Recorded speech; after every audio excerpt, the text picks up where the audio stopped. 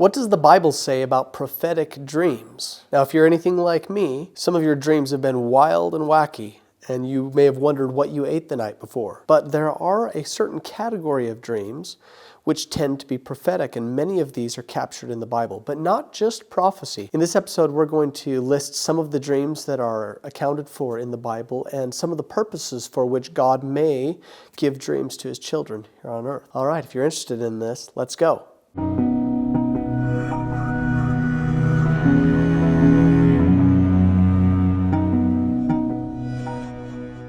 All right, the first thing to understand about dreams, as recorded in the Bible, is that they came to both believers and non-believers, and that the prophetic nature of them was not discriminative of whether they believed or not.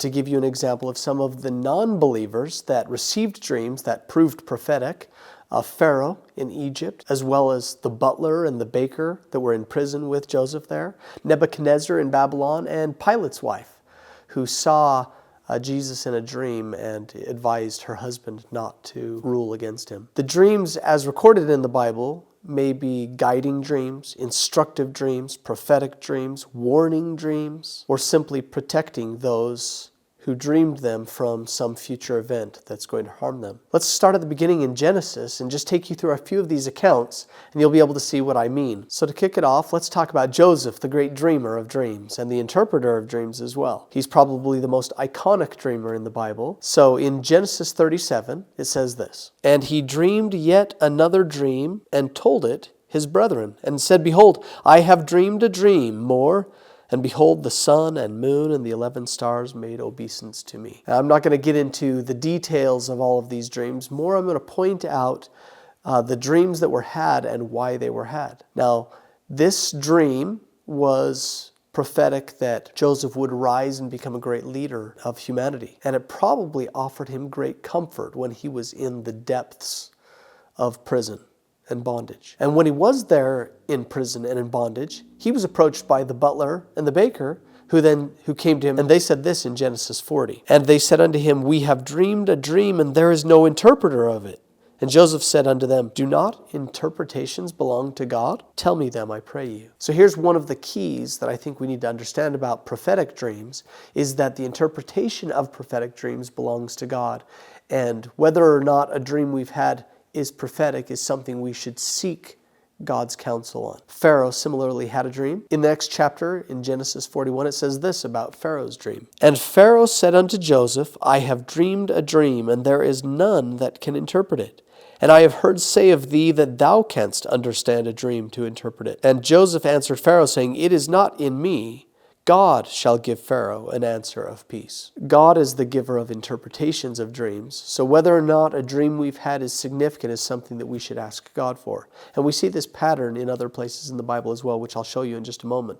But to continue this part in Genesis, it says, Joseph said unto Pharaoh, The dream of Pharaoh is one. God hath shewed Pharaoh what he is about to do. In one of our previous episodes, we talked about oneness in the Bible, and this is another example, actually, of oneness, where Pharaoh has two different dreams, and Joseph comes to him and says that these dreams are one, meaning their meaning is the same. Joseph continues by giving one more key to Pharaoh. He says, "And for that the dream was doubled unto Pharaoh twice, it is because the thing is established by God, and God will shortly bring it to pass." Now let's jump over to Daniel, where Nebuchadnezzar, the leader of the known world at that time, is having a dream and appeals to Daniel, his servant, to come and similarly answer questions about the interpretation of this dream. In this account, in Daniel 2, it says this, "And in the 2nd year of the reign of Nebuchadnezzar, Nebuchadnezzar dreamed dreams, wherewith his spirit was troubled, and his sleep brake from him." Now,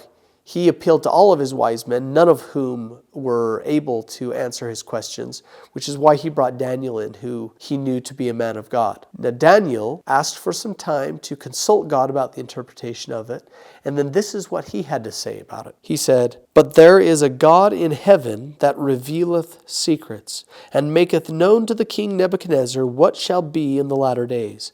Thy dream and the visions of thy head upon thy bed are these. And then he began to spell out the interpretation of what exactly this prophetic dream that Nebuchadnezzar was having, what it meant, both for Nebuchadnezzar at the time and the future of humanity. Now, if we look to the New Testament, dreams were plentiful in the New Testament as well. We start with Joseph, who learned about the mission of Jesus Christ, his adoptive son. Matthew says this, But while he thought on these things, behold, the angel of the Lord appeared unto him in a dream, saying, Joseph, thou son of David, fear not to take unto thee Mary thy wife, for that which is conceived in her is of the Holy Ghost. Later, Joseph was warned of God in a dream. It says, And being warned of God in a dream that they should not return to Herod, they departed into their own country another way. And when they were departed, behold, the angel of the Lord appeareth to Joseph in a dream, saying, Arise, and take the young child and his mother, and flee into Egypt, and be thou there until I bring thee word, for Herod will seek the young child to destroy him. So dreams can be a very meaningful way of receiving information and guidance from God. In Joel and in Acts, God tells us how he will use this technique of communicating through dreams to instruct his children in the latter days. He says this, It shall come to pass afterward that I will pour out my spirit upon all flesh, and your sons and your daughters shall prophesy. Your old men shall dream dreams, and your young men shall see visions. The Bible shows us that prophetic dreams are one of God's favorite ways to communicate to his children. They guided Joseph, they warned kings, they protected Jesus, they testified of the truth, and through the Holy Ghost, they still do. Now, if you're interested in what the Bible has to say on topics like this, you may be interested in what does the Bible say about God the Father. Click right here to learn more.